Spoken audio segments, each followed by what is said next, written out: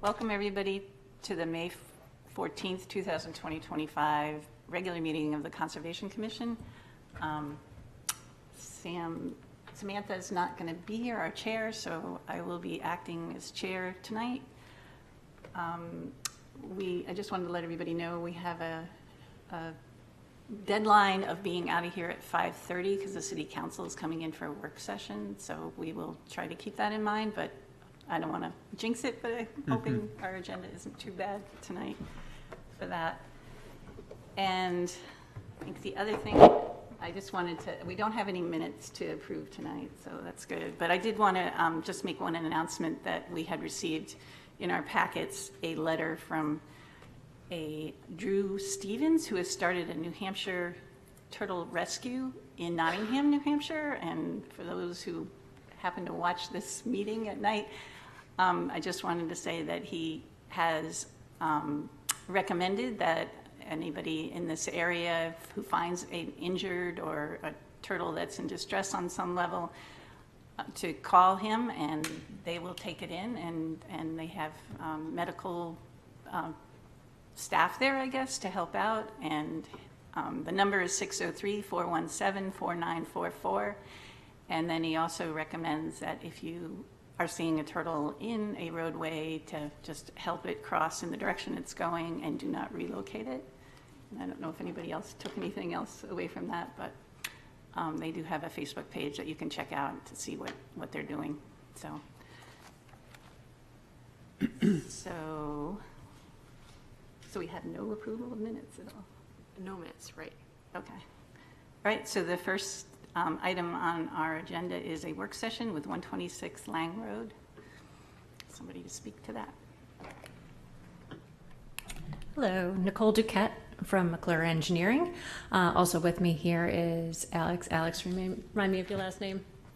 Finnegan. Alex Finnegan from Preservation of Affordable Housing, or POA, and Mike Mulhern from Service Credit Union. So we had a site walk on this property last week. So some of the individuals here were at that site meeting. Hopefully you walked out of there with less ticks than I did today, but it's an interesting property. So this property is 26.71 acres behind the Service Credit Union along Lafayette Road. So this is along, it fronts Long Meadow and Lang Road, kind of at that bend. So if you look at it, it's oh, I forgot the remote. Bear with me. I always have a hard time with this remote. I already did it, so. That's okay. I don't know what I did here. No, that's like a feature. You might just have to press the same button again. Okay. Kevin's coming to the rescue. Sorry, Kevin. I should have asked you beforehand. It's just the top one there. I swear, every single time I do the wrong thing. So this is the property right here that we're looking at. This is the Service Credit Union. Hillcrest is down here below here, and then there's another residential development up here. So Lang Road runs along this side, and Long Meadow takes this bend here. That's Long Meadow right there. So this is a little bit of an outdated aerial because Long Meadow is not in this picture. Could you go to the 1974?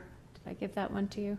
Yes. So I was lucky enough to find aerials of this property, and I think this is really important to know. This was the former Ralph's trucking facility, and all of this was basically clear cut at one point, and there are remnants everywhere on the site with old truck parts, HDPE pipe, tubing. Everything is on this site, and there's stockpiles of material that was left over from this clearing and stripping the site as well on the property. So if you can see here, back here, this was the tree line in 1974. If you go one slide forward, Kate. Thank you. And then it was further cleared by 2005. This is before Service Credit Union came in. It was further cleared for the trucking facility, and then this man-made wetland, this pond was created back there. So you'll see this on the existing conditions plan too. So we have wetlands on the site, but the pond there was created. If you go to the next slide. So this is in 2010, right before Service Credit Union bought the whole property from Lafayette back. This is before the trees all grew in, but the site was removed of all of the trucking facility. And then in 2013, this is after the Service Credit Union was constructed their facility in the front. And then between then and you can go to the 2019. So even this one even shows by 2019, we didn't have Long Meadow. And one slide forward. This is a more recent one. It's a little bit harder to see, but now we have Long Meadow that takes this turn. This is Long Meadow and Lang. This is the pond that was created when they stripped the land back there, it was the Ralph's trucking facility. And now vegetation has grown in. We also have a wetland area. We have a little wetland pockets over in this area, and then we have a drainage swale that goes along this side, and then a larger wetland system that goes all the way back to Berry Brook. So if you go to the next page, that is our existing conditions plan. So the property actually does continue quite a bit down to Berry Brook in to the Plan East or Plan Right.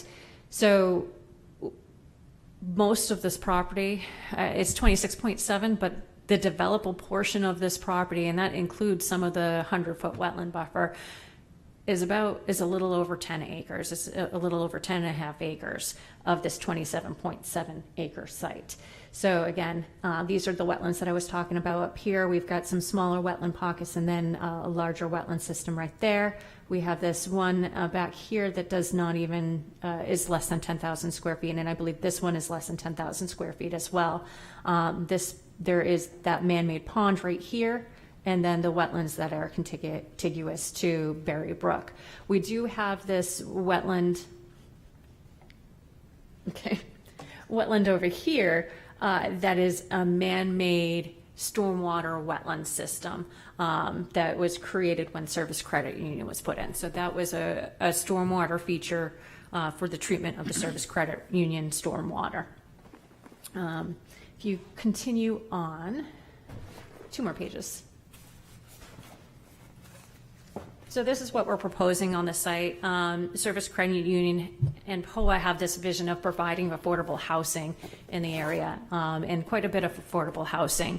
They desire to be a good community partner for Portsmouth, and this is the master plan. So just to give you an idea of what we're doing, the reason why we're doing this, the low income housing credit tax credit application is due for this year.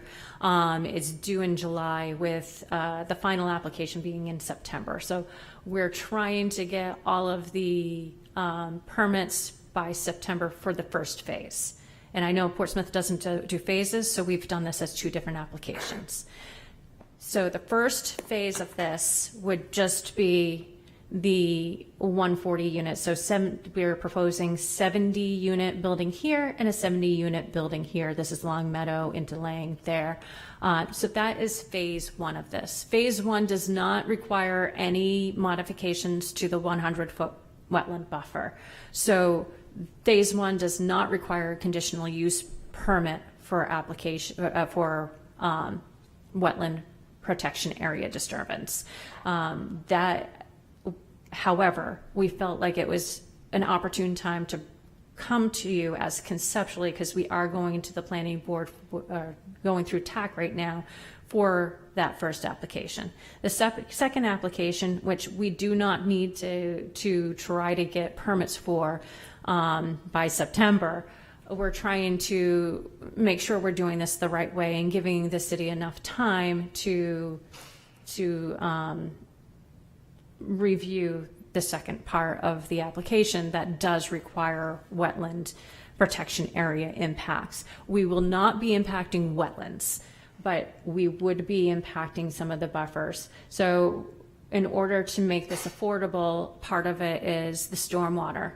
Underground systems are very expensive. and kind of try, for this one where we have various site constraints, where we have a 26.7 acre site that is mostly wetlands or wetland buffer. We do have ledge on site that we do have to do some blasting with. We do have some unsuitable soils meaning soils with a lot of fines in them that aren't suitable for structural fill. So we have a lot of that material. A lot of the good material was stripped when Frank's Trucking was there and sold off and substituted with unsuitable for structural material on this site. So that needs to be either moved on site to outside of our development area or exported out. So we do have those costs. So if we can keep with above ground stormwater, that's one cost that we kind of can have some hold on to. So what we're trying to do is we're trying to do some open drainage along these areas. So this is phase 1 here, which you won't be seeing as an application, but phase 2 will shortly follow with an additional 30-unit veteran housing building that has a potential to have a first floor that has a nonprofit daycare facility in it. And then to the north, we have another affordable housing building or workforce housing building to the north.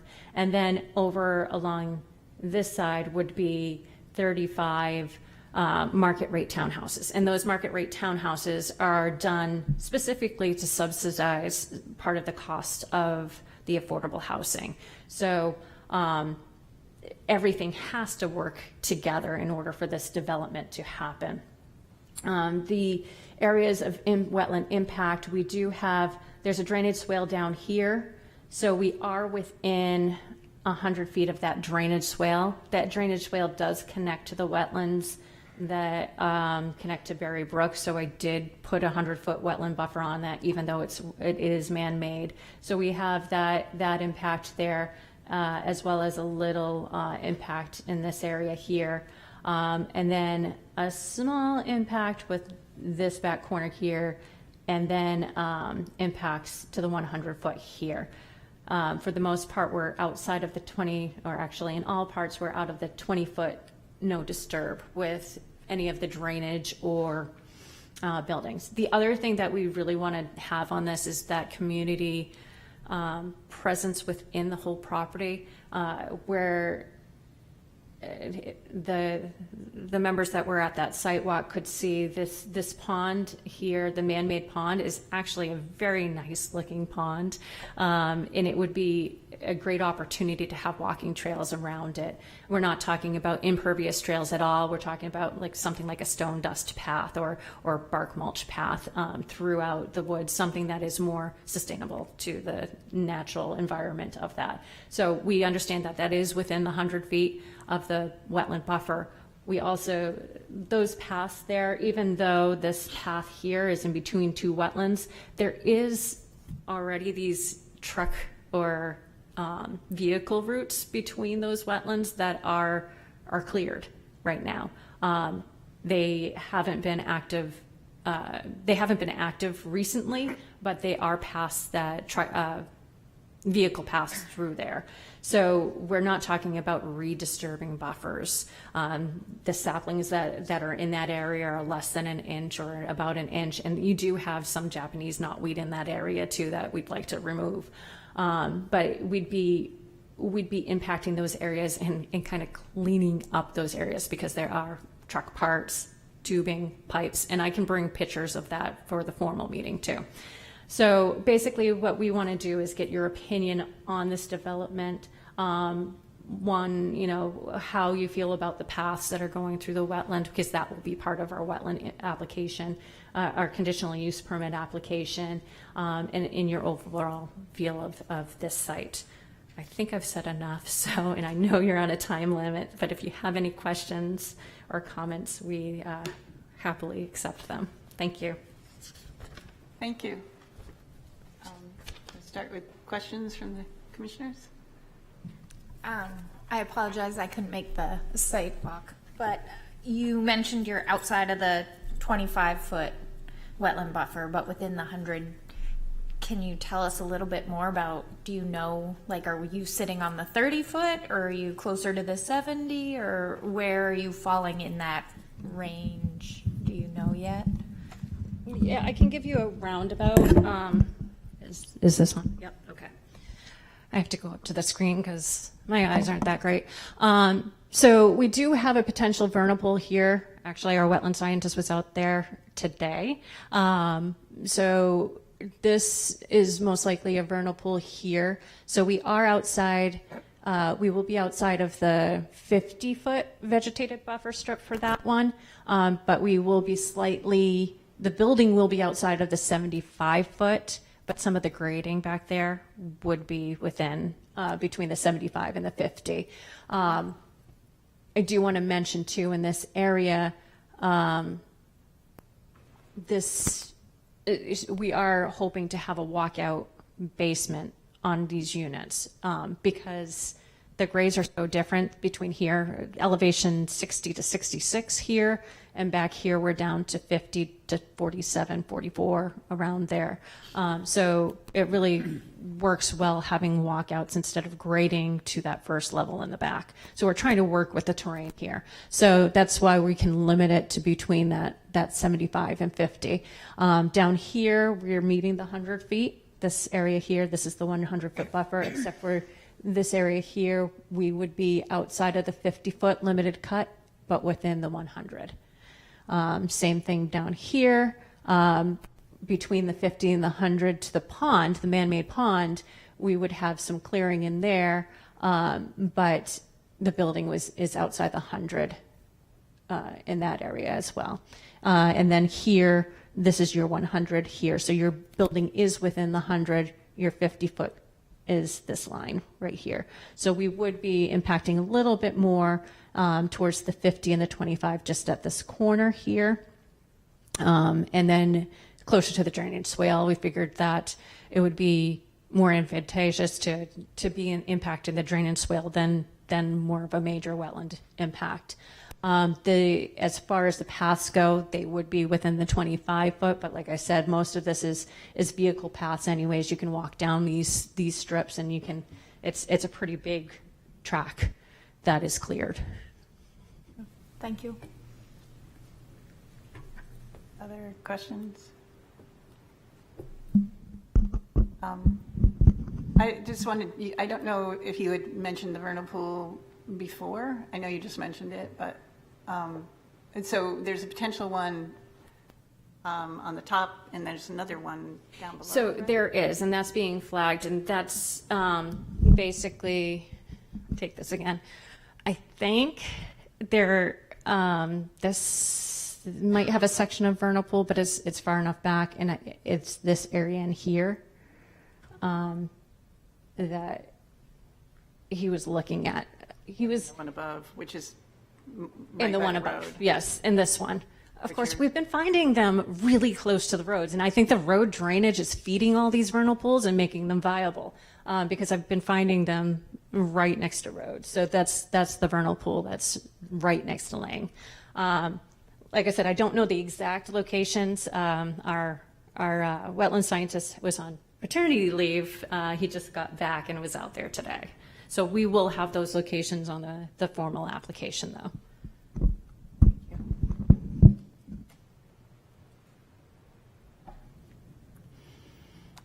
Other questions? And I was wondering if there's any possibility, has been previous discussions about underground parking in the area? So we did have that conversation in our internal meeting today because Peter Britz did bring that up. Because it's affordable, I can tell you the price difference because we did get that. It's about $30,000 to $40,000 per parking space to have the parking underneath the building, where surface parking is $7,000 per space. So that's really it really is cost prohibitive for affordable housing to have parking underneath the building. And then for the townhouses too, is that? The townhouses, the parking would be within the building. within the building. Okay. Yeah. Thanks for the clarification. So they'd have one space, it's a 12-foot driveway. They'd have the parking garage and a space behind the parking garage. The other thing to mention too is that we have tried to not shove it, but move it closer to the road. For the buildings, per the regulations, we're required to have a 50-foot setback from the street right of way. We are asking for a modification. It wouldn't be a waiver, it wouldn't be a variance, it would be a modification for a workforce housing development to go to 35 from the street line so that we can pull it closer to the street rather than have it 50 feet back and impact the wetland buffer even more. Okay, thanks. And then I had a couple of clarifications. One is that you had the phase 1, phase 2, but phase 1 depends on phase 2 being able to go through as it is on the plan, or? So phase 1 and phase 2, they're connected financially. We need to be able to do phase 2. Mainly the townhouses need to be able to be done to make the affordable housing work. The only reason why they're separated is because we can put the application, it allows us to put the application in for the tax credit application process. And that's the reason why we're separating it. So might there be some flexibility, so we're just talking about phase 1 right now, but phase 2, if you have that financial connection, you have to have those certain amount of townhouses to make it work? So we're going through the numbers now to see what we can go down to. I think it's going to be 30 to 35 minimum. We can't go more than that. We just can't fit it, realistically fit it. But I think we're going to be at 30 to 35. And I didn't mean that we're only talking about phase 1 here today. We would love to have your opinion on both phase 1 and phase 2. Yeah.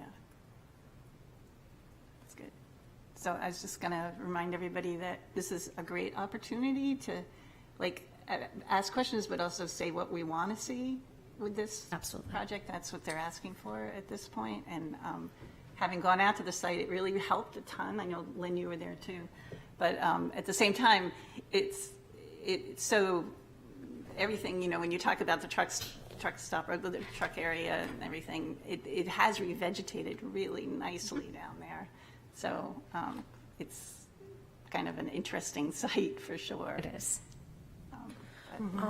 I guess we've been throwing around the word affordable housing versus workforce, but it's workforce on here. Which one is it? So I'm gonna call up Alex to do the definition between the two.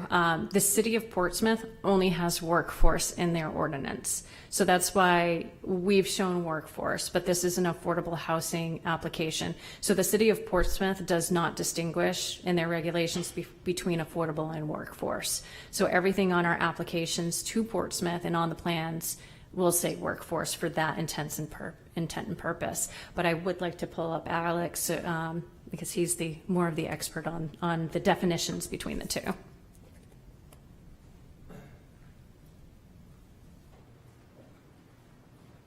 Hi. Yeah, sorry. So Can you just introduce yourself? Alex Finnegan from Preservation of Affordable Housing. Hi.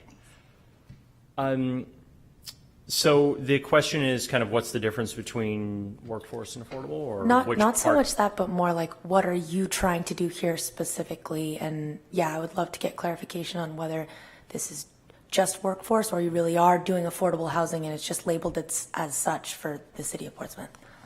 Yeah, it's affordable housing, so it'll be housing that's financed by the low-income housing tax credit. There's caps on the rents, so it's a federally defined affordable housing. Yeah, and the affordable housing will be the 2 center buildings there, which is phase 1. This. And then remember, these are the townhouses that are marketed.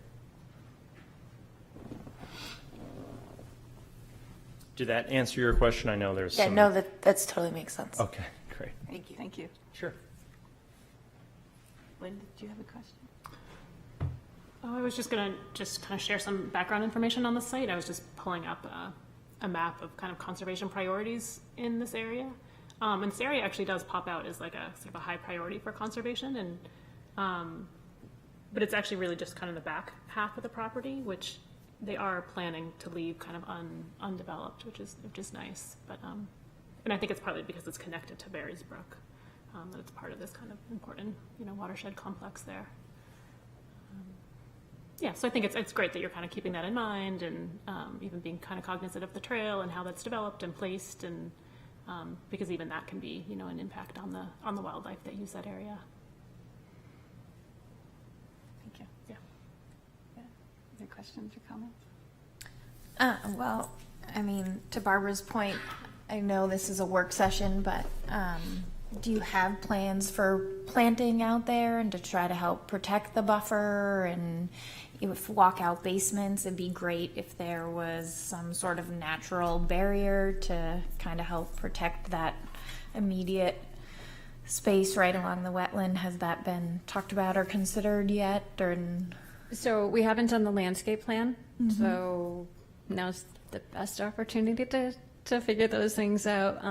I have a feeling that we are going to have to do like an invasive species removal along the path, and it would be nice to have some plants along the path as well. I got to say some. We'll see.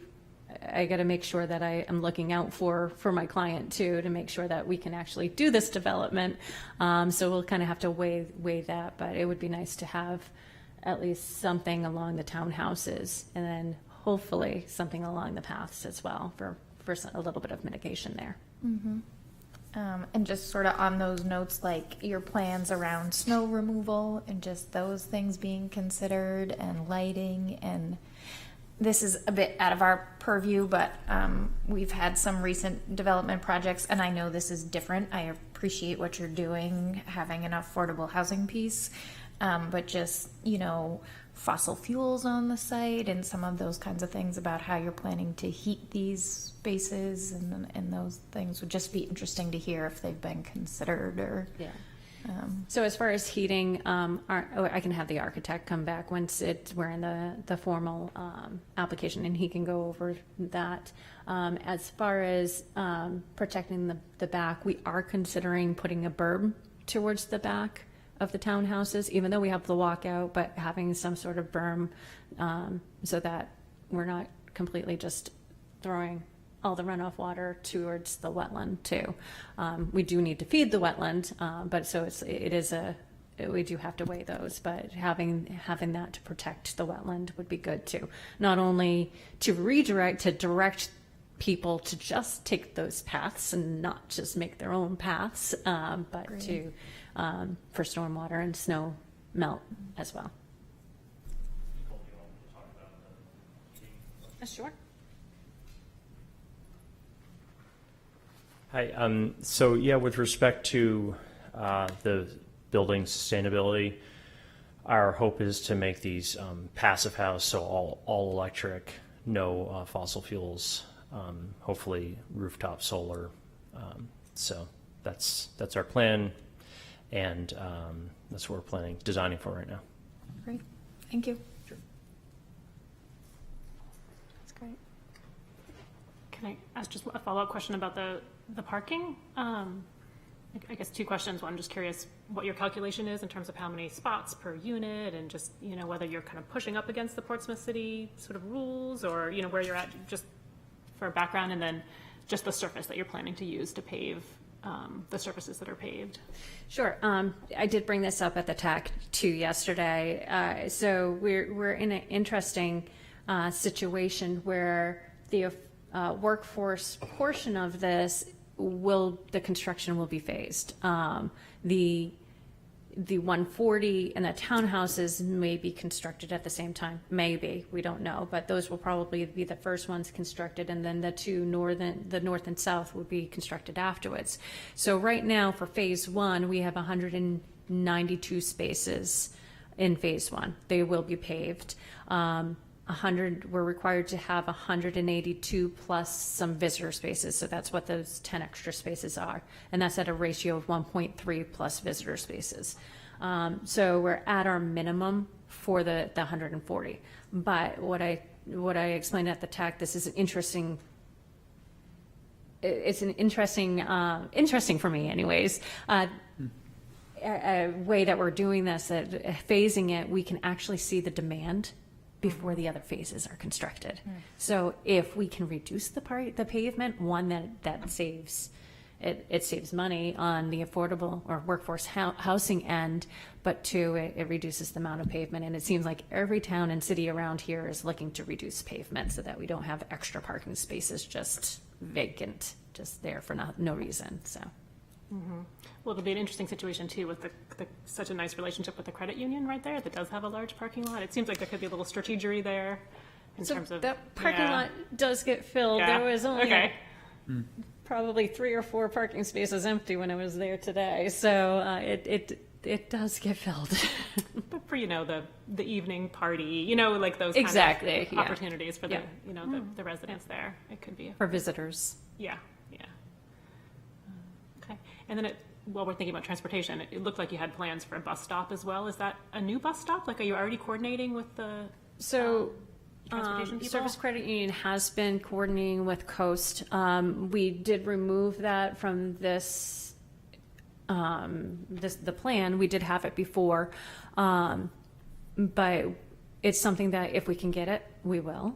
But it's not something that is a definite at this point, so we don't want to guarantee it. But if Coast can physically do, the thing is timing with Coast. If they can do it and still keep within their time, of course, it's an opportunity for them too. But if they can't, if it increases their time and their route, it makes a difficult decision for them.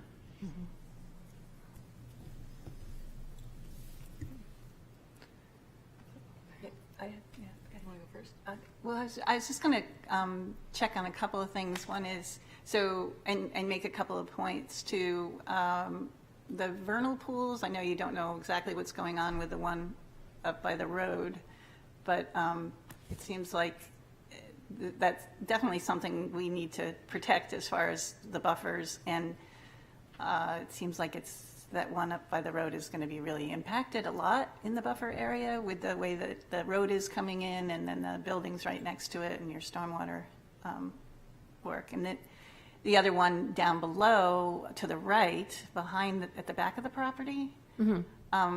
So the paths or trails or whatever that you mentioned are, I have some concern about those, especially the one going right near the vernal pool, because it is an impact, and it's not necessarily just the disturbance of installing the trail or whatever, but it's also the people going there on a regular basis, which brings up one question about whether or not people would be back there walking their dogs, and which I'm guessing you guys don't know yet, but that probably people will have dogs. So there are pets. There are pets allowed I think that's the intent, to allow pets in the facility. So I mean, it can't be enforced. I mean, you could put signs back there, but if there's pets in the area, they're probably going to use the trail. What we could do is we could minimize this down to one path, though, so that we're not so close to the vernal pool, and just go with the one path instead of 2 paths going around. Yeah, that would be better, I think. And I don't know, you would probably be I would good totally agree. Yeah. confirmation on that. And I'm a little concerned, that's great, thank you.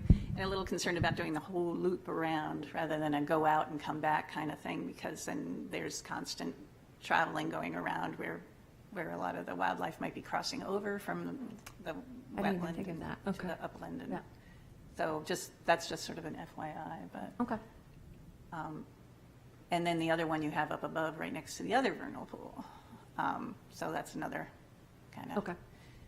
concern on my part, anyway.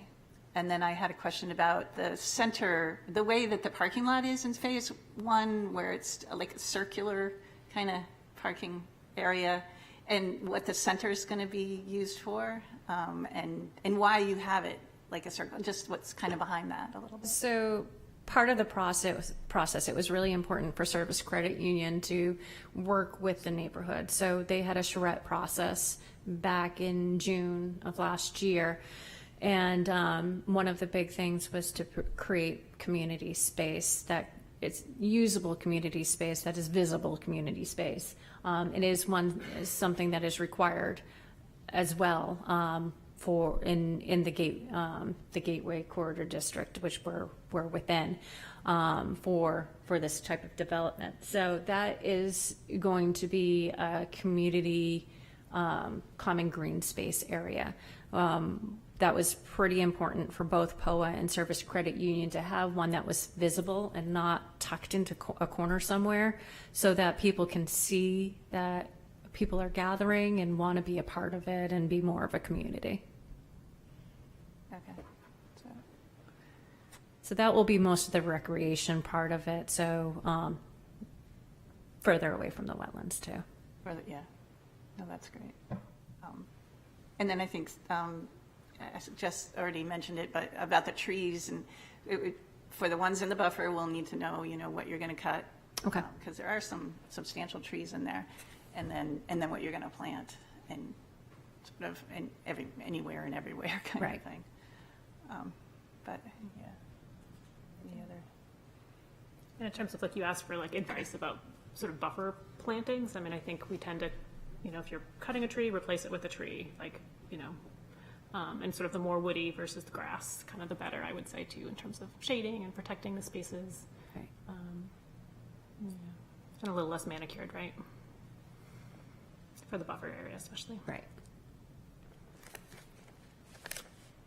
And I have a last point about, that's not totally relevant, and I hate to do this to you, but so the front building, the actual Service Credit Union building with the glass and the, is sort of a disaster for birds at this point. And to clarify where you're building other buildings behind there, that would be something to consider as you move forward, that you are going to be in an area that's wooded and that you want to have wildlife, and you don't want to create a situation where they're just going to be flying into what they think is regular sky. So Yes, so these buildings will not be glassed. It's cost prohibitive. right, and you don't need it to look like that. It's just sort of just keep that in mind. Yep. So I think I just have an overarching comment. First, that I'm really excited to see how this comes out and excited to work through it. We've been having a lot of conversations lately about what buffer setbacks really mean to this commission versus other setbacks that we see. And time again, I don't think this is one applicant, but it's more just the general culture around it. People seem to see setbacks from the city, like setbacks from the road, as very clear demarcations that can't be changed and they're harder to push back against. But with wetland setbacks, that's like the first thing that people go to try to make a change. And I don't see those different in my mind. I think that's really different than most of the general public. So I'm really excited to see where this project goes. I'm also really interested to see what you can do on the other side of things, because frankly, some of those are safety setbacks for sure, but we're looking at other things that are really important to our general health and safety. So that's kind of just something that I've been thinking about a lot for all projects. Yeah. And we'd be happy to kind of support you if you wanted to push those setbacks even further. I mean, right, in the interest of making the space that you need for this project and protecting the wetland. Okay, yeah. that's great to know. Yeah. Okay. Anybody else? No? No other comments? I have one. Oh, yeah, I'm sorry. Sorry, just to close out and kind of bouncing off all these great points. This is, I think, a great plan, but I just want to note that maybe when you come back for phase 2, if you could look into an alternative, which might bump up against TAC requirements, but I'm not entirely sure, of maybe pushing that Lang Road driveway a little further in, just so you can pull those townhouses further away from that vernal pool buffer, and kind of similarly down where the set of townhouses are facing each other, down plan at the bottom, if there's some way to kind of push further up in and closer to that through parking lot, I don't know if there's any opportunity there to shorten the driveways or at least pull those rear townhouses a little bit further away from the buffer. Okay. Yeah. Yeah, I think there might be, so. Might be tight, but Yes. it'd But be even, good to know even how if I can tight. get 5 feet, at least it's something. Right, it's something. Yeah, it makes a big difference. Yeah. Thanks. Yeah, and if you could speak to it when you do Okay. do it, yeah, that's great. All right. Good. All right. Are there any members of the public? I don't know. Is there anybody from the public for this? It's not a public hearing, but Yeah, no, I don't think so. no. More people than usual. I know it is. Okay. All right. Well, thank you very much. Thank you. Thank you. you. Okay. Next item on our agenda is the wetland conditional use permit application for 224 Kate Street. Thank you. Welcome. Welcome, thank you. Good afternoon. My name is Sarah Sullivan Large. I'm still using the large in there because my CWS has large tacked to it. I'm a New Hampshire certified wetland scientist and work for FB Environmental out of Dover, New Hampshire. I'm here today to present a revised wetland buffer revegetation plan for 224 Kate Street, and here with me is the landowner Jesse Anderson. So the project and revegetation plan, we were here previously with you in March to present our original proposal. We've since received your feedback as well as reached out to Kate and Peter for a little bit more feedback from the planning department to incorporate and address your input into our revised plan and conditional use permit application. Thank you, Kate. It's like you read my mind. I thought I would jump right into our updated plan and then circle back for the context since we met with you guys just back in March. So the revisions are to plant 3 red maple trees and 7 dogwood species along Hodgson Brook, which is the wetland resource that has our buffer on the property. And the revegetation will be located within the vegetated buffer strip zone. We will also be using a conservation seed mix containing a blend of native grasses, wildflowers, legumes to stabilize the disturbed soil on the property, whereas previously we were proposing only 5 dogwood shrub species and using a more standard grass seed mix. So we've increased the number of plants, we've incorporated in trees, as well as expanded our revegetation buffer zone area based off of feedback from you all. So the mix of trees and shrubs was done intentionally to provide plant species diversity as well as structural diversity, so having shrubs and trees and having a layered canopy. Planting the trees and shrubs near the brook was also intentionally selected rather than other locations on the property.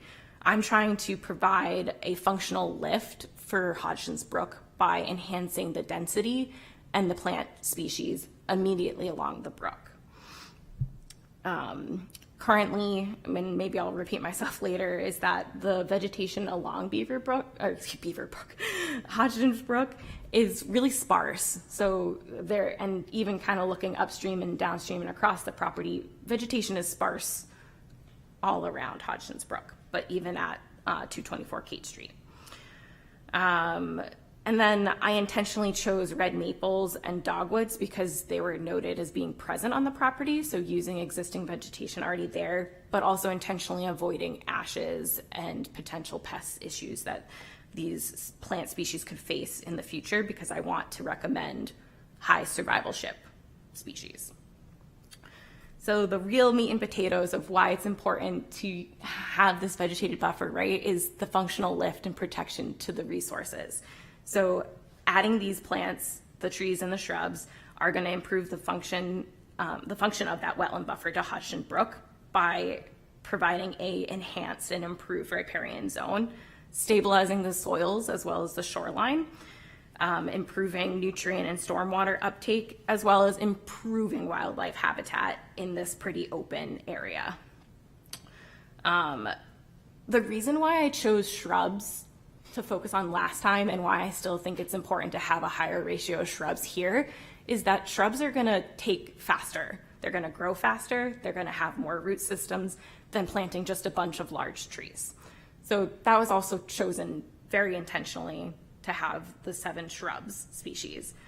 Whereas the functional lifts of providing the shoreline stabilization, nutrient uptake, and stormwater management will be benefits that the trees provide, but it's going to take longer for these trees to mature. So I really wanted to emphasize shrubs are an important mixture for this replanting plan and not just replacing other trees with trees. So like I said, we included your feedback about providing more trees or providing more vegetation, providing more trees, and using a conservation seed mix on the property. And I really feel that this proposed revegetation plan is a significant improvement for the property. I believe some people are familiar with the background about the property, but I thought I would go over what is currently there to give context.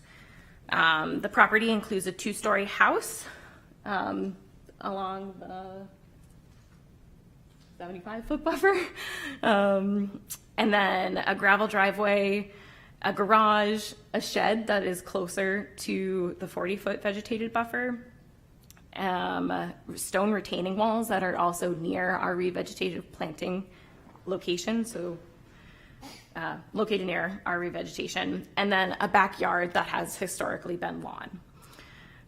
It slopes from north to south towards Hodgson Brook, which is a perennial stream that we delineated to understand our buffer locations, and marked in the green dots are the 2 tree stumps that are left remaining on the site.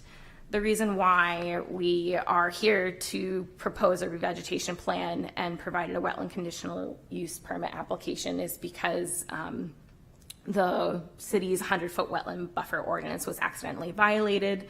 The 2 trees marked in those stumps were diseased, dead, and damaged, and had been removed in the buffer zone and done accidentally. And we're here today to, revegetate, increase the functional lift beyond even what those 2 trees provided. The plan of 3 red maple trees and the 7 dogwoods is a higher functional lift than what those trees provided. I guess, unfortunately, I'm repeating myself a little bit, but it is important to note that the site was sparsely vegetated to begin with, especially along Hodgson's Brook. And checking my notes to make sure there's anything else. Part of our proposal for those 2 stumps is to stump grind them just to the ground surface so that the root systems are left in place, so to avoid additional destabilization of soils, and that while they're still providing nutrient uptake and stabilization, we thought we'd leave those root systems below the surface there. But we're hoping that we're at a place with this planting plan that we've incorporated your comments, compromised a little, and that we're at a place where we can move forward with a vote this evening. Thank you. You're welcome. Questions from the commissioners? Sort of a small question, but just curious about the decision to grind the stumps and why that was made. Yeah, I think it'll be easier to help seed and grass, and it'll be a more consistent land. But I encourage that we didn't go further underneath to not, have more soil disturbance.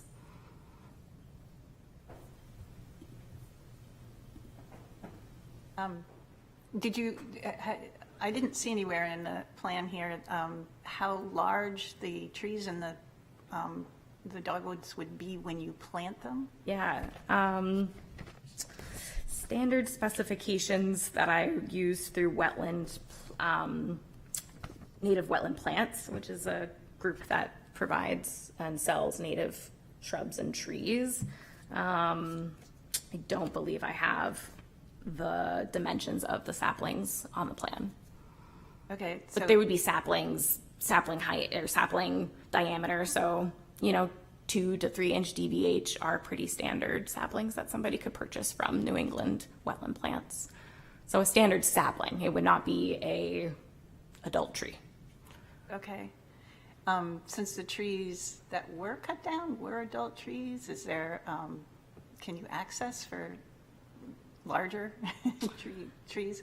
Looking at their website, honestly, you're limited to a certain maturity of tree when you're purchasing them. So I guess I'm not familiar with being able to source something larger, but they're going to grow. They're going to grow and mature and improve in size. Right. So it would make a big difference if you knew the size, the actual size of them, if it's going to be a foot high, 2 feet high, 3 feet high. Sure, I can look up New England wetland plants right now if that would be helpful. Yeah, I guess. It's just sort of like, because they were adult trees, the larger the size, the better. Of course, and they're going to grow to that size. And I think that the importance is the function that those trees provided, and it's nutrient uptake, soil stabilization, shoreline stabilization.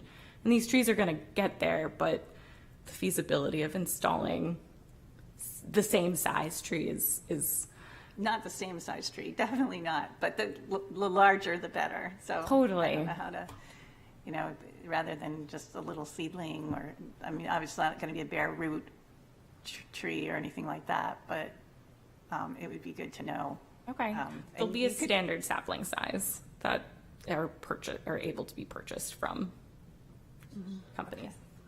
Yeah, I just pulled 3 it to up. 4 feet. Thank Did you get? Yeah. Wow. Three- He can purchase up to 3 to 4 feet. Okay, that was, yeah, 4 whatever to the, 6, actually. 4 to 6. What I'm looking, there's like 4 different size ranges, it looks like, Yeah. for red maple. different. Yeah, so, and the largest size is 4 to 6, and it's not that much more expensive than the smaller. So, yeah, that would be Amazing. great. So I would definitely, I know for survival, it makes a difference. You get too big, it's not going to work out. But at the same time, something very small is very vulnerable and isn't going to be as obvious for if there's any work done on the property afterwards. So that would be great. And then my other question has to do with maintenance. I didn't see a maintenance plan, and I know that that's something that the city staff had recommended. I think you had said something about maintenance being included. Yeah, I think it might be a good idea just to maybe explain to us and then maybe provide written kind of plan just of how to take care of the conservation seed mix that you're proposing. Like, how do you mow it? How often do you water it? What's that going to be like for property owners in the future? Yeah. Apologies, I guess that was overlooked from the last meeting, or I guess I didn't have it down as feedback. But yeah, a typical watering schedule so that there's survivalship of the grass as well as a typical watering schedule for the plants. And that's the primary maintenance, is to establish growth and establishment of the plants through water and planting. When the seed mix is established for the disturbance areas, do you need to mow that, or is it like an annual mowing? Or is it more regular? I do anticipate that the property will be mowed, and that the grass will be mowed. So usually when we have like this planting plan, and especially in a restoration one, if there's planning to be mowed at all in the buffer, that it's how many times a year, and it's preferred at maybe once or twice a year, but that's it, so that everything's allowed to grow up. Yeah, it was discussed previously, and in our kind of like working session with the planning department, that we do anticipate that the lawn will be mowed regularly. Having native grasses and the legumes and the wildflowers, they do have deeper roots than standard grass mixes, so that does help with uptake. But I understand your comment and feedback about less regular mowing. But at this time, they're intending on maintaining the grass with mowing. And within the 40-foot buffer, within the sort of the no-cut 40-foot buffer, I mean, you can kind of see where the line is there, right? It does leave quite a bit of grass lawn area on the property. From the 40-foot buffer back. Yeah, I'm just you know, I'm wondering if from that 40-foot line to the water's edge could be a no-mow line, or whether that is not compatible with their desires. It's been a lawn for 150 years or 125 years. It's been lawn mowed, so I don't know why you wouldn't be able to maintain that. So it sounds like the preference is to continue to mow in the 40-foot buffer. Kevin was doing, Because he couldn't Do you wanna hear come up and- the comments. Oh, okay. Yeah, oh, I'm sorry. yeah. So is that the right order, Thanks. right? Just state your name too, and Jesse Anderson, I'm the property owner. So my reservation on doing the no mow in the 40-foot buffer is just because it has been a lawn for 125 years. The house was built in 1900, so literally this year it's been 150 or 125 years. It's been lawn as long as I can remember. My grandparents purchased that property in 1950 or 1959, and I purchased it from my grandmother right before she passed away, and it's just been lawn. And the two trees that were removed, I had tenants living in the house at the time, and they had called me, said that the trees were damaged, branches were broken. I thought I did the right thing by calling an arborist. He went down there, told me that one tree was diseased, the other one was dead at the top 20 feet or something of the trees, so he removed the trees. I didn't know that it was in the 100-foot buffer. He didn't know. Well, he knew that it was in the 100-foot buffer, but he did it the way that he knew by the state law or state regulations and didn't de-stump them. He cut the trees down. I would prefer, like I said, not to cut that in the 40-foot buffer just because it's been lawn for 125 years. I mean, they're probably not mowed to the water's edge, though. no. It's not to the water's edge. Yeah. It's the hill. So the property itself drops down about 20 feet vertical elevation Yeah. from lawn to the creek. Survey plan, Kate. Would you Yeah. So it's kind of to the top of the bank. Is that kind of your desire? Correct. Yeah. Correct. So the plantings are also located at the top of the So the plantings sort of represent kind of the edge of the that no-mow edge of zone. where the slope significantly. Yeah. The top one, okay, great. So round this contour that the bank goes steeply down to Hodgson's Brook, and so we're proposing to do the plantings right along the top of it as kind of that division between lawn. We're changing it to shrubs and trees, and it's at the break before it goes down to Hodgson's Brook. Does any mowing occur behind that retaining wall right now? The one to the right? Behind the shed? Yeah, below the shed. Nope. Okay. So that it's a very, very steep Pretty drop off steep, right there. So We can go up to a photo to show you the of the stream. So I did go out in January when we started this project, but that photo 4 is me standing, or photo 3, apologies, 3 and 4. 3, I'm standing in the brook, and the slope is to the left, and then I face the slope a little bit more in photo 4. And so the plantings will occur at the top of this transition area. So there is a significant part of the 40-foot buffer that's embankment to the stream and not mowed currently. So there wouldn't be any mowing between the dogwood and the stream? Down to the stream, I wouldn't anticipate the Not down to the stream, but between the dogwood and the top of the, here. no. Is that the so location?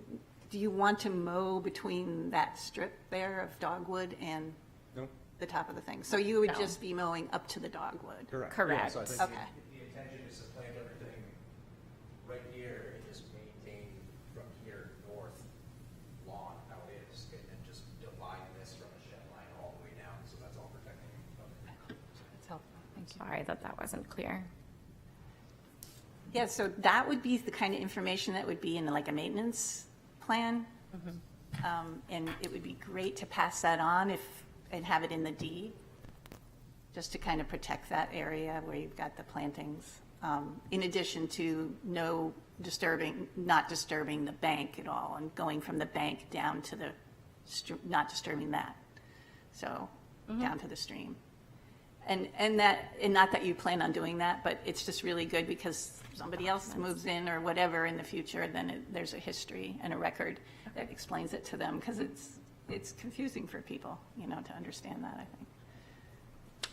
Understood, yeah. Passing on that information of the plan. Yeah, that would be great.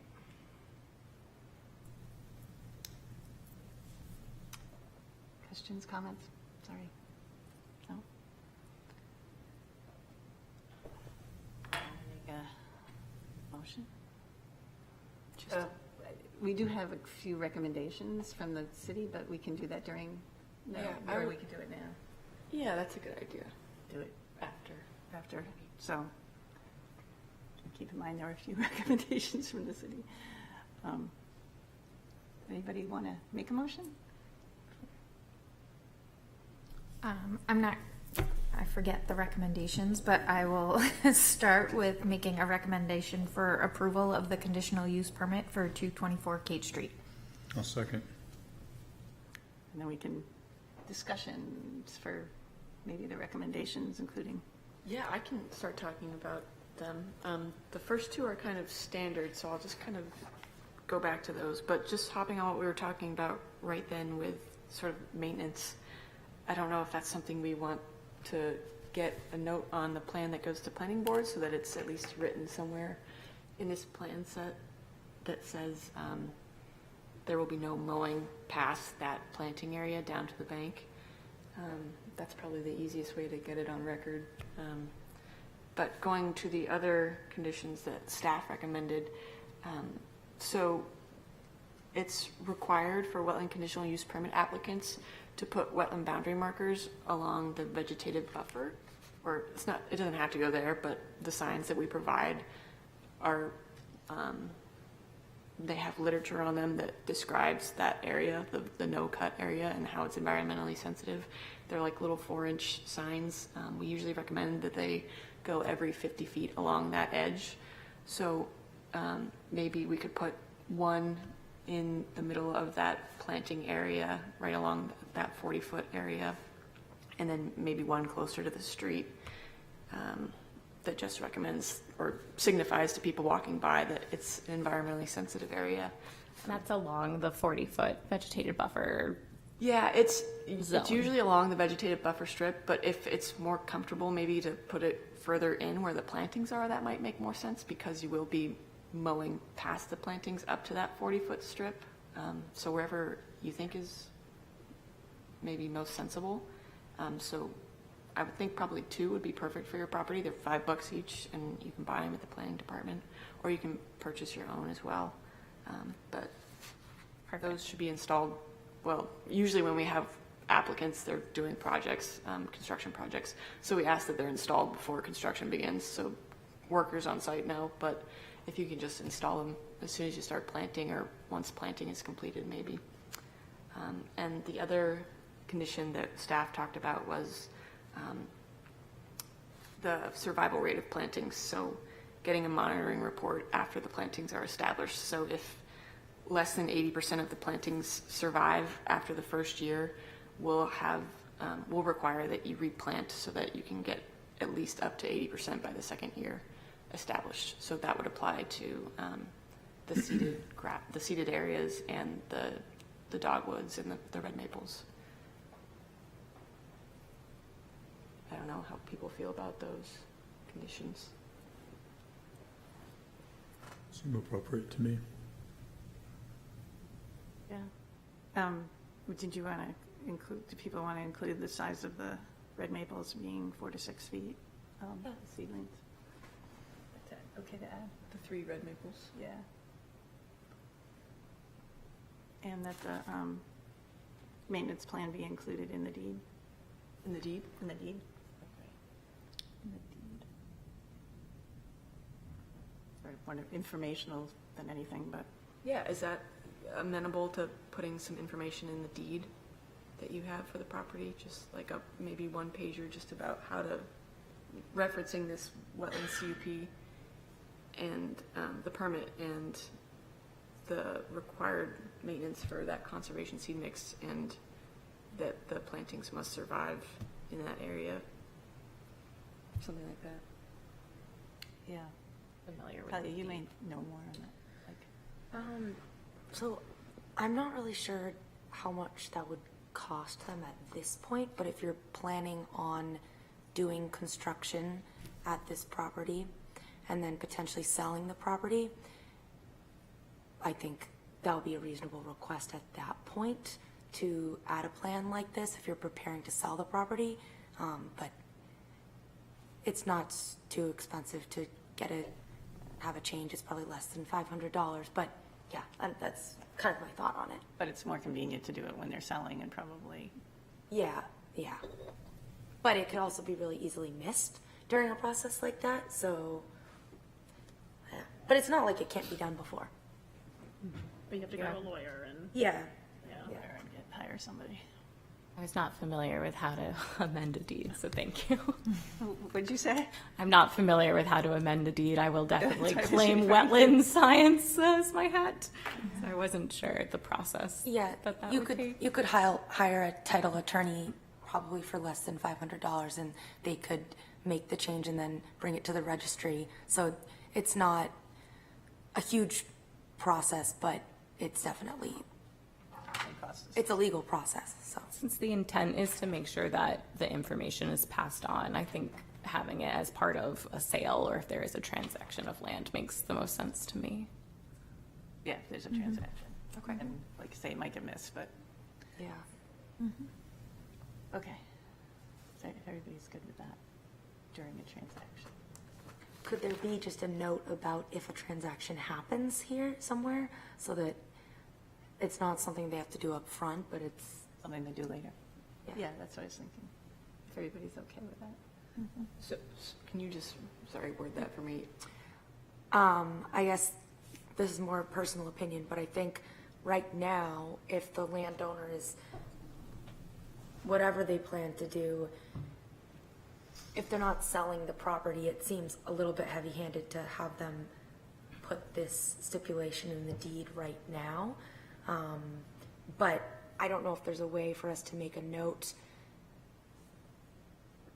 now to stipulate that if the property is transferred within a certain amount of time, then, I don't know. Yeah, I just don't think there's any enforcement mechanism on our end to enforce that, unfortunately.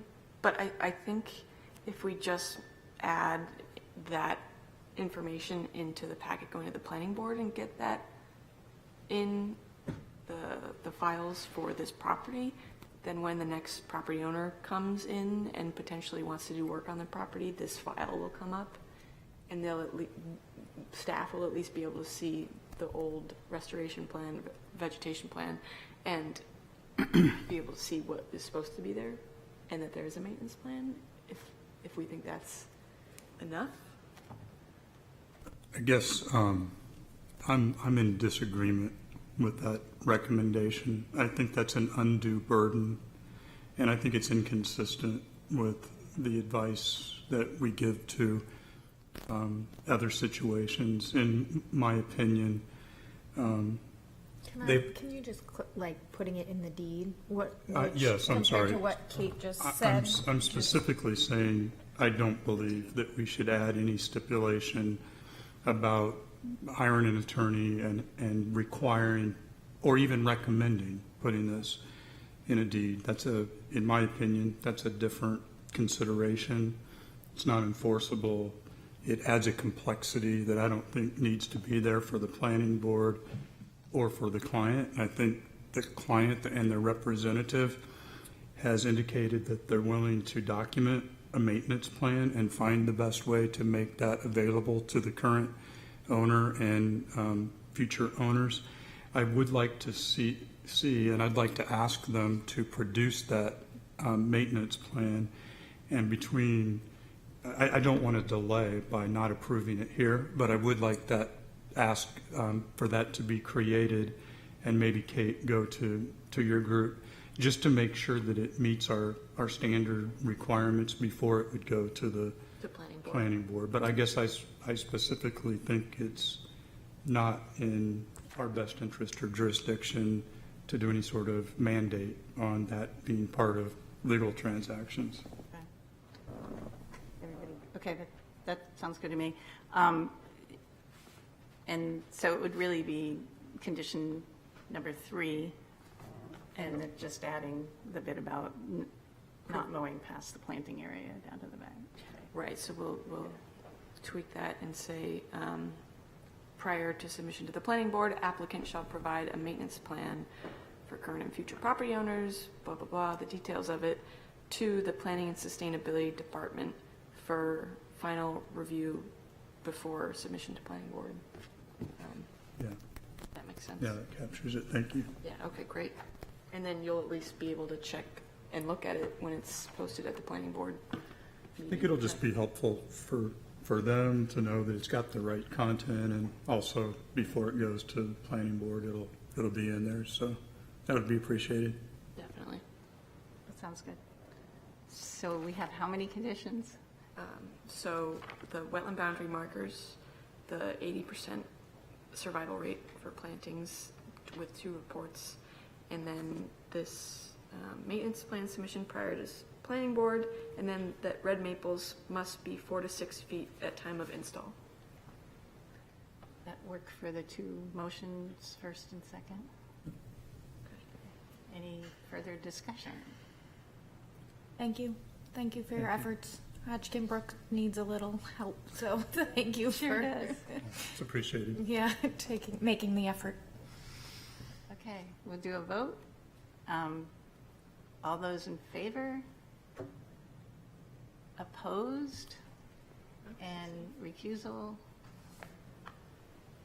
You got it? Yeah, Okay. 5-0. Thank you very much. Thank you for your time. Thank you. The next item on our agenda is a request to postpone 80 FW Hartford Drive. Does anybody want to make a motion to postpone? I will make a motion that we postpone the conditional use permit for 80 FW Hartford Drive until the June meeting. Thank you. Second? Second by Lynn. Discussion? All those in favor? Everybody's raising their hand. All those opposed? And nobody recused? Thank you. Next item is a wetland conditional use permit application for 400 Spalding Turnpike. Thank you. We doing okay on time? We've got about 14 minutes. Sorry. Try. Stephanie we can do Tetrall it. from Yeah, Time We can do it. Sure. Stephanie Tetrall from Time Bond. I'm here on behalf of Eversource. We are seeking an after-the-fact conditional use permit for an access road to right-of-way maintenance that occurred last summer. The original conditional use permit was issued in June 2023, and as part of that approval, it included an entire wetland timber mat access route from the page right of Echo Drive across that wetland to access two utility pole structures 19 and 19 on each of those 2 lines that are in the center of the page there. There was an additional wetland impact approved to the left of those structures, which was never actually impacted in the field. The work was completed last summer. However, after this conditional use permit was issued, Eversource was able to obtain an access agreement from Portsmouth Ford to the south of the page so that they could access directly straight up through that pink dotted line. Hot button for pointer. Yes, so right here. So where this was originally approved, then this access became available, and it has no direct wetland impact, though it did increase the buffer impact. And that wasn't understood necessarily at the time. It was just perceived as a less impacting alternative. There's no direct wetland impact. The existing access road has been there for several years, many years. It was slightly improved for this project that occurred in the summer, as it's proposed here. And the work, again, occurred this summer. It's done now. The work pad has been revegetated. The new structures are in place. The gravel access does still exist. It consists of gravel. It's stabilized. There are kind of relics, erosion controls still in place on the side that are biodegradable. And as you may be aware, there's a history in this location of Portsmouth Ford utilizing a portion of this site to store vehicles, which has been kind of a back and forth thing over the years. And as part of Eversource's proposal for this after the fact conditional use permit, we're also proposing a gate to close off that access to prevent any further issues like that going forward. Thank you. Do you have any questions? Any questions from the commissioners? Yes, Lynn. This is sort of a small question, but the shape is, what's the logic of the shape versus It's just? the terrain. Yeah, okay, yeah. So it does go, you're kind of going up a small hill like this, and then it just sort of naturally curves over into this work pad area. So if you're in the field, it would seem like a natural place rather than going straight through the, yeah, there is Yes. that little upland stretch in the middle there. Just curious. Yes, and it was already established, so it was, Okay.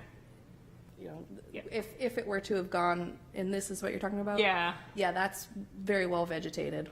you got it. Okay. I missed the field visit, so thank you. Yep. And I just, having gone to the site, we're, like, you're talking about having a gate that would be there, that would be locked or whatever. Yes. But the Ford, the dealership would have a key to it, and no. No. Oh, No, it would just be for Eversources if there was an Oh my emergency or some kind of an emergency situation that they would have to access those utility pole structures or their vegetation maintenance, but just for Eversources access to the right of way. they would not have a No. key, okay. Because there's like some boulders there, but one of them got moved, and I was thinking you should probably move it back so that they don't, but it seems like that's not a, That shouldn't be necessary once the Right, gate's yeah. installed. yeah, that's great. And then my other question is about the silt socks, you're not taking those out because they're biodegradable, or That was the intent, to let them degrade. let them degrade and then kind of leave a little berm behind, sort of, as they degrade, until they degrade totally? Yeah, they would just be as they are today. So there would be 2 posts dug or drilled for the 2 sides of the gate, and erosion controls associated with that work for any of those spoils. But what you saw there on last week would just remain in place and degrade over time. Great, thank you. Any other questions from anybody else? No? Does anybody want to make a motion?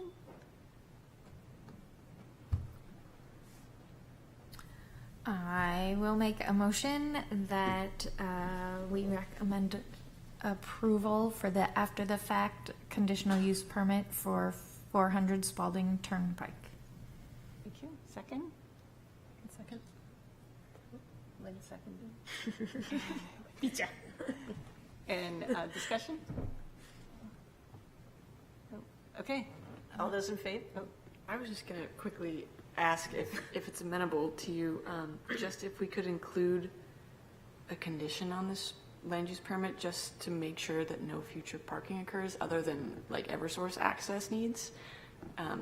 In the random case that they may get a key or, need extra parking in the future, they don't look to this particular access way again. So if we could put a note or a condition on this approval that says something like, no parking or vehicle storage, or parking and or vehicle storage is prohibited in this access way unless required for utility maintenance by Eversource. Would that be okay? I think that would be. Speak to it too. Sure. Sure. Yeah, Jeff Jackson, Community Relations Specialist for Eversource. Yeah, so we've had pretty robust discussions with Portsmouth Ford's principals around the use of this access road, and they have said that it will not be used in the future for parking purposes. They've agreed to us putting this gate in, and I've been aware of kind of all the steps along the way. So yeah, we shouldn't have any issue with that. Great. Thank you. Appreciate that. I think there's just the stipulation recommended by the staff on placing the markers. Yeah, so they are a requirement for wetland conditional use permit applicants to put in the wetland boundary markers. And it might be good to have it, the property lines are kind of funky back here. So where the poles are, just kind of to the left of the poles is a whole new property. So if we wanted to put wetland boundary markers, they would kind of have to be maybe strategically more by the access way, I would think, just so people near the gate would know that Right. there's a reason there's a gate. Just sufficient, yeah. Yeah, what would we think, is there any preference to number of markers? Maybe, yeah, one on the gate or near the gate? A couple on the gate. Is that Okay, It'd good. be nice to have them along the road, along Echo Ave. Along Echo? Along, that might be a little beyond what we can ask for, though. I wonder if that's still their property. it's sort of overgrown too? Is it? Yeah. So just, can you clarify? Yeah, so, just one or two? One on either side of the gate. Yeah, if we could probably, when you go to install the gate, put one of the wetland boundary marker signs on each end of the gate, just so future vehicles know driving through that they're driving through a sensitive area. Sure. Okay, great, thanks. So the first motion and the second motion, okay with those two conditions? You're good with the two conditions are? Perfect, yep. And there's no other discussion? All those in favor? Anybody opposed? And anybody recusing? Okay, you got them all. Thank you very much today. Thank you. Thanks. Take care. Next on the agenda is another request to postpone under the State Wetland Bureau application for dredge and fill Beverly Hill Road and Greenleaf Ave. Does anybody want to make a motion to postpone for the next meeting? will make a motion to postpone the State Wetland Bureau application for the dredge and fill major impact at the Beverly Hill Road and Greenleaf Ave until the June meeting. Second. Perfect. Okay, discussion. All those in favor? Opposed? And recusing? Nobody? Okay. Thank you. Motion passes. And then last on the agenda, we have other business, which is the follow-up on the 2025 wetland mapping update. That was going to be city staff. Yeah, I just wanted to check in with everybody and make sure they didn't have any other questions after the presentation by Mark West. I sent around an email with some of the numbers that people were requesting and the maps that show the before, or the change of where wetlands were now mapped, where they previously were not, where wetlands were no longer mapped, maybe they were mismapped back then, or maybe some development changed topography back there. But if anybody had any questions about that information, or if they wanted to look at the report that he wrote, all that information is now on our homepage for the Conservation Commission. So if you go onto the city website, it should be on the side tab, and there's a little blurb about the wetland map update and why it happened, who funded it, all that fun stuff. That's my update. Thank you. Yeah. So no questions on that? And then our last one is the planning upcoming work session, which you were sort of looking for an agenda, some agenda Yeah, items? I threw it on here just in case we wanted to talk about trying to schedule one. But Jess and I talked a little bit about potentially a work session in this summer, or maybe even next month if we have time. Just, I was starting to think of it almost as like an orientation for a new member kind of setup, where we sit down together and all talk about and go over, our jurisdictional rights, what Article 10 is all about, what the criteria mean to us, and kind of try to come to a consensus on how we're going to look at permits, what differs between permits, how we look at state permits versus city permits versus after the fact permits versus work sessions, and maybe just have a deeper, longer conversation on how we're kind of reviewing those. But I don't know if anybody is interested in that. I would be really interested in that. I feel like today, I was just thinking about that. Like, I feel like we've just had a lot of, I don't know, or maybe this is in my head, but I'm like, I want to talk. That is when it's not just in front of people who we don't want to give the wrong information to. I feel like I have a number of questions that I didn't have even 6 months ago. So. Great. Yeah. Yeah, we'll have another new member too. Right. We'll have a new member joining us next month. So maybe I'll go ahead and send out doodle poll times for the next 2 months. Sure. and see if everyone can make Yeah. that. Yeah.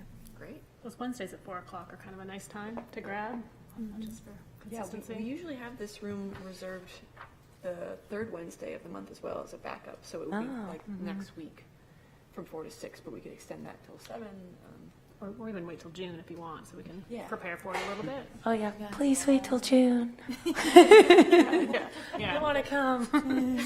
Could we we could even, like, maybe, could we Tyler- maybe look and see if, what is it, room A? Conference room A? Yeah. So that we would could, be we better. could That's a- set I in think a, that's a lot better. that would be more conducive to conversation. Yeah. Room A would be great. Conference room A. Okay. And I don't know what the rules are, Kate, but I mean, we could kind of compile our questions ahead of time or something. I don't know if that would be helpful.